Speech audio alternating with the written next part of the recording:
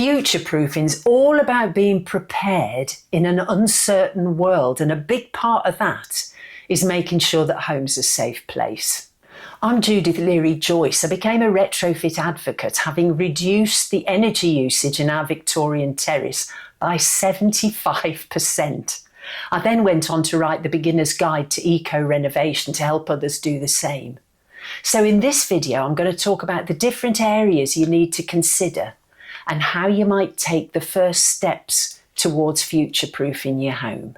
Essentially, we're talking about home being warm and comfortable to live in, regardless of what's going on outside, with affordable energy bills, which means making it airtight and well insulated. But you also want it to be good air quality, so that means focusing on your ventilation and, of course, using renewable energy to achieve it all. But it's not just about what you need to do to your property, it's about how you live your life in a sustainable way, but that's a whole other video. Let's start with your building. The aim is to improve the fabric of the house so you're less impacted by outside conditions, whether that's hot or cold. So it means insulating, making airtight, maybe replacing your windows. Once you've done that and cut your house off from the outside, you need to add fresh air back into the system. Otherwise, you'll end up with a sweaty, mouldy house. So you need to put controlled air in through ventilation. This is something people don't talk about nearly enough. There are a number of ways to do it. Mechanical ventilation heat recovery is the best, because it gives you fresh air while holding on to the heat you've spent so much of your money on. This can be a central system which will sit in your loft with vents into each room, or single room heat recovery units. I'll put a video up here to tell you more about that. Getting the work done is just part of the job. The materials you use are also really important. Ask any builder what insulation to use, and I bet they'll recommend PIR. You can see this stuff leaning up against skips in driveways and by the side of the road all over the place. It's a foam material with this silver paper on the outside. It's easy to get hold of, it's efficient, and it's cheap. The problem is it's made from petrochemicals, so not sustainable when we're talking about future-proofing. It's also not breathable, which means it's not vapor permeable. So in terms of setting up your house for the long term, it's definitely not your best option.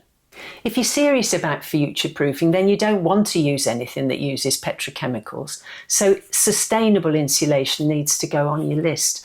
Not only are these natural fibres, but they're breathable, which means they're vapor permeable, and that enables the building to handle water vapour much better, reducing your risk of condensation and mould. I'll put a link to a video up here to tell you more.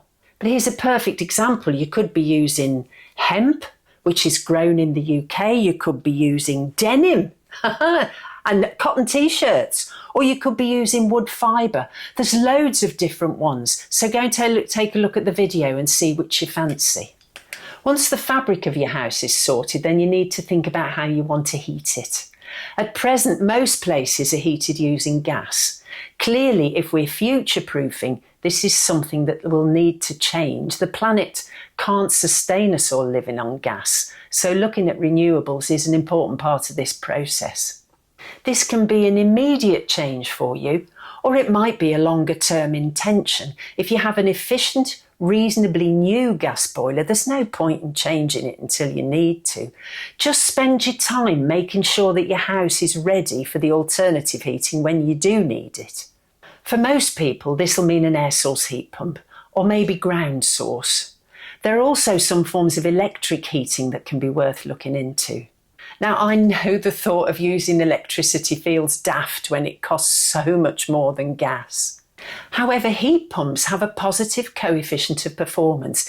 This is a posh way for saying that every pound's worth of energy you put into a heat pump, you get at least £3 worth of energy back.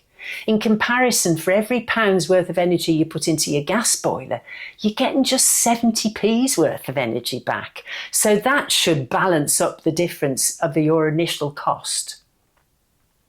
The next question, of course, is about energy production. Solar's the obvious way forward if you have a roof that can take it. This is going to give you energy to use directly in your home, or you can sell it back to the grid and earn yourself a bit more money. If you can afford to include a battery, that's going to give you the greatest flexibility. It enables you to store your excess energy to use yourself, or you can sell the excess back to the grid. And if you get the right sort of battery, this is brilliant, you can then access your solar energy in the event of a power cut. I'll put a link up here to a video about solar. Then you need to consider how healthy your house is. Having made these changes, you're no longer living in a leaky, drafty bucket. So you need to review what products you use in the house and what impact they're having on your internal air quality. It's still a little known fact that many of the house cleaning, body cleaning, beauty products we use give off VOCs, that's volatile organic compounds. There are some natural VOCs and some chemical ones. Some are harmless, but some are going to cause skin and respiratory problems. So go do some research on the products you actually use and see if you can find some alternatives. Previously, your home will have cleared them all out via the numerous drafts that you had. Now your ventilation will get rid of them, but it's better not to have them in your home in the first place. So when you're looking at options for ventilation, consider the filters that are being offered. Some of the machines have special filters that will get rid of pollen and other irritants. That can be really helpful in hay fever season. So that's an overview of what you need to think about if you want to future-proof. But how do you get started? First off, get to know your house. How's it been built? Does it have a cavity wall or is it a solid brick build? Do you have concrete floors or a suspended floor over a subfloor void? These two questions together are going to tell you what materials you should use, because older solid brick houses with suspended floors are always breathable, which means they're vapor permeable. So the materials you use must also be vapor permeable, or you're going to end up with loads of condensation. Then think about which way your house faces. If you face south, east or west, you'll be good for solar panels. North facing generally doesn't get enough sun, but do remember you're going to have roof at the back of your house as well. If you're north, that may face south. What's the state of your plumbing? Do you have normal sized pipes or are they micro bore? Anything under 15 mil in diameter is micro bore, and they may need to be changed if you have a heat pump.